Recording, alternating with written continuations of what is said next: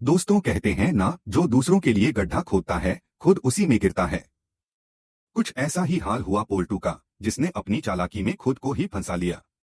पोल्टू हमेशा से थोड़ा घमंडी और दूसरों की सफलता से जलने वाला आदमी था। उसे खासकर अहाना और बाकी बहुओं से जलन होती थी, क्योंकि घर में सब उनकी इज्जत करते थे। इस बार भी उसने कुछ ऐसा ही सोचा। अगर मैं पूजा का भोग गायब कर दूं तो सबका गुस्सा इन बहुओं पर फूटेगा और मैं मजे से तमाशा देखूंगा। बस फिर क्या था, उसने अपने एक चेले के साथ मिलकर मां दुर्गा की पूजा के लिए बनी हुई भोग की हांडी चुपके से चुरा ली। उसका इरादा साफ था, किसी को भी प्रसाद न मिले, सब एक दूसरे पर शक करें और आखिर में चारों बहुएं सबके सामने बदनाम हो जाएं। शाम को जब पूजा शुरू हुई, सब कुछ ठीक चल रहा था।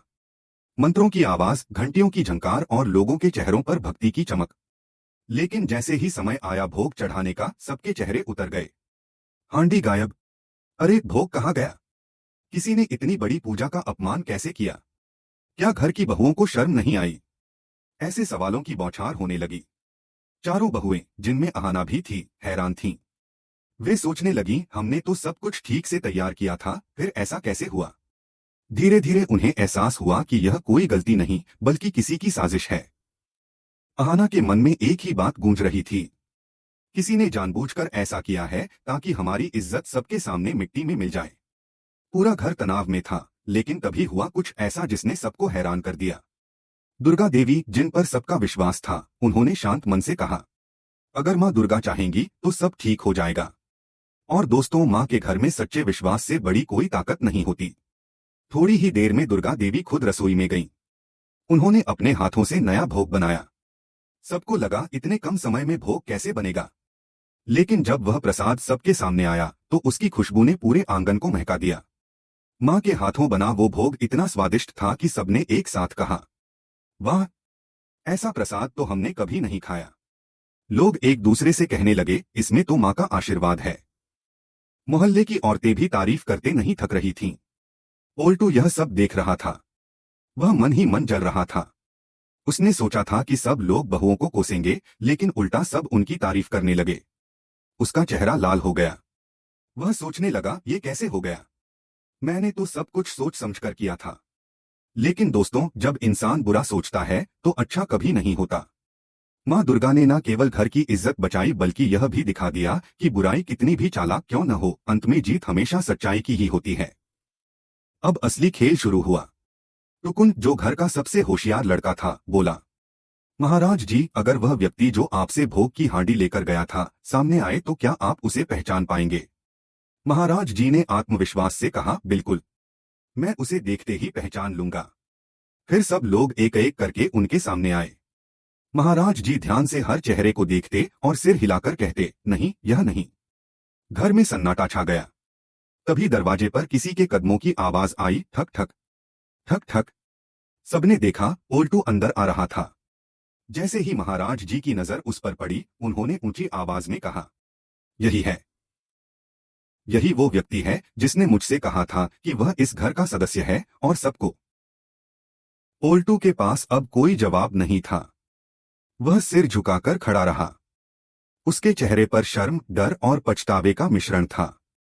उसे समझ आ गया था कि अब उसकी असलियत सबके सामने आ चुकी है। लेकिन बात यहीं खत्म नहीं हुई। अहाना ने सख्त आवाज में कहा, पोल्टू दा, आज आपकी वजह से हमारे पूरे परिवार की इज्जत दांव पर थी। आपने मां दुर्गा की पूजा को अपवित्र किया। अब सजा तो मिलेगी, और वही सजा होगी जो आपको हमेशा याद रहे।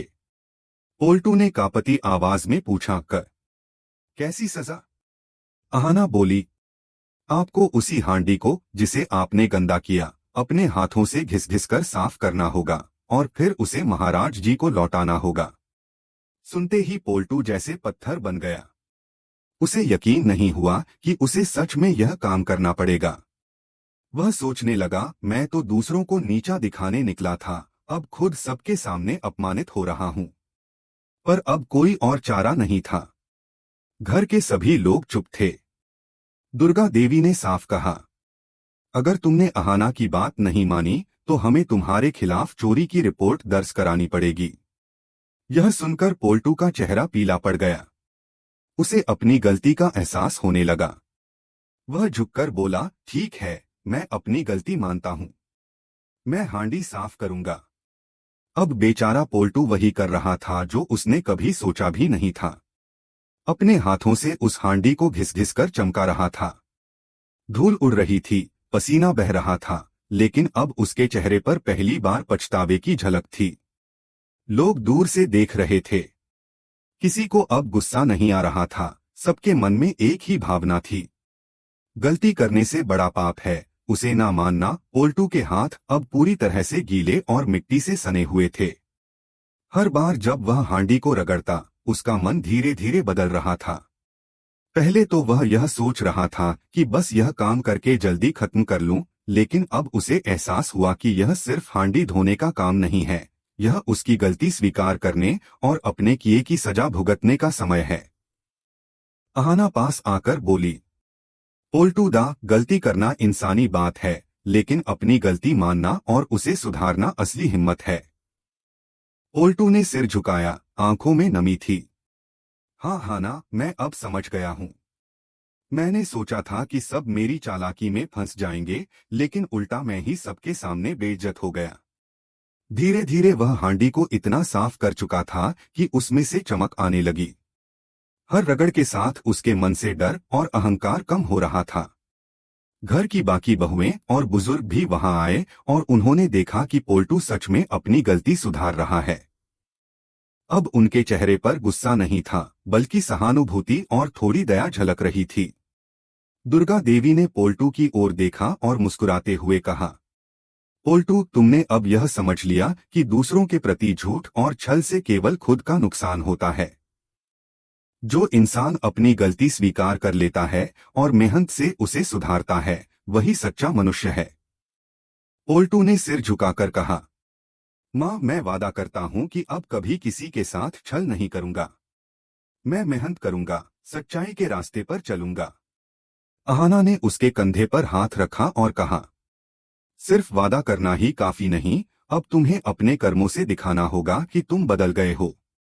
आज से इस घर की इज्जत और भलाई तुम्हारे हाथों में होगी। पोल्टू अब समझ चुका था कि सच्चाई और मेहनत ही इंसान की असली ताकत है। वह सिर्फ हांडी साफ नहीं कर रहा था, बल्कि अपने भीतर की बुराई और अहंकार को भी धो रहा था। थोड़ी देर बाद महाराज जी आए और बोले, देखो बच्चों, पोल्टू ने अपनी गलती मान ली और मेहनत करके उसे सुधार लिया। इसलिए अब हम सबको इसे माफ कर देना चाहिए। गलतियों से सीख लेना ही जीवन की सबसे बड़ी शिक्षा है। घर का माहौल पूरी तरह बदल गया। जहां कुछ समय पहले डर, जलन और तनाव था, अब प्यार, समझ और मिलन का माहौल था। पोल्टू ने पहली बार महसूस किया कि जब इंसान सच्चाई के रास्ते पर चलता है तो पूरी दुनिया उसकी मदद करने लगती है। अगले ही दिन पोल्टू ने अपने व्यवहार में बदलाव लाना शुरू किया। वह अब दूसरों की मदद करता, रसोई में सब्जी काटने में हाथ बटाता और पूजा के समय सबसे पहले फूल चढ़ाने जाता। मोहल्ले के लोग भी हैरान थे कि यह वही पोल्टू है जिसने कभी घरवालों के लिए साजिश की थी। पोल्टू की यह नई सोच और सही राह पर लौटना सबके लिए एक उदाहरण बन गया। घर के बड़े बुजुर्गों ने सबको समझाया, अगर परिवार में सब एक दूसरे की इज्जत करें और गलतियों को सुधारने का मौका दें, तो कोई भी मुश्किल लंबी नहीं चल सकती। एक शाम जब सूरज डूब रहा था, पोल्टू बरामदे में बैठा मंदिर की घंटियों की आवाज सुन रहा था। उसने मन ही मन कहा, माँ ने मुझे सजा देने की बजाय सुधारने का मौका दिया। अब मुझे इसे खोना नहीं चाहिए। मैं अपनी गलती सुधार कर ही अपनी असली इज्जत वापस पा सकता हूँ। टुकुन पास आया और बोला, पोल्टू दा, अब से तुम इस घर की जिम्मेदारी संभालो। भोग और भोजन का ध्यान तुम्हारे हाथों में रहेगा। पोल्टू ने मुस्कुराते हुए सिर हिलाया। हाँ, अब मैं यह घर और परिवार की इज्जत की रक्षा करूंगा।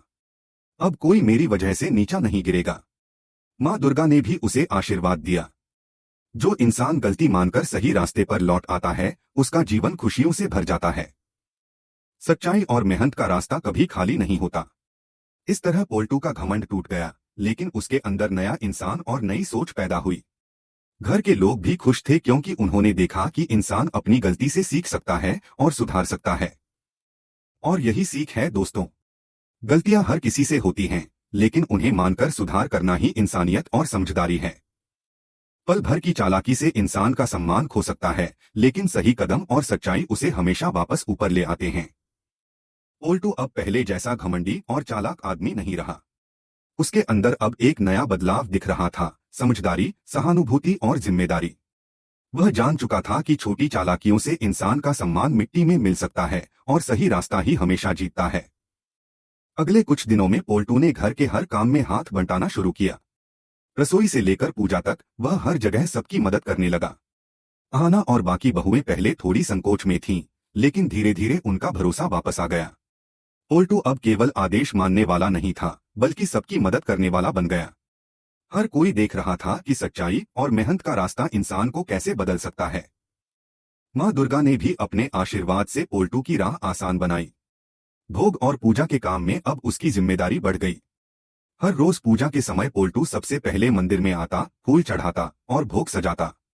लोग उसके इस बदलाव को देखकर कहते, देखो, जो इंसान अपनी गलती को स्वीकार कर ले और मेहनत करे, वही असली ताकतवर होता है।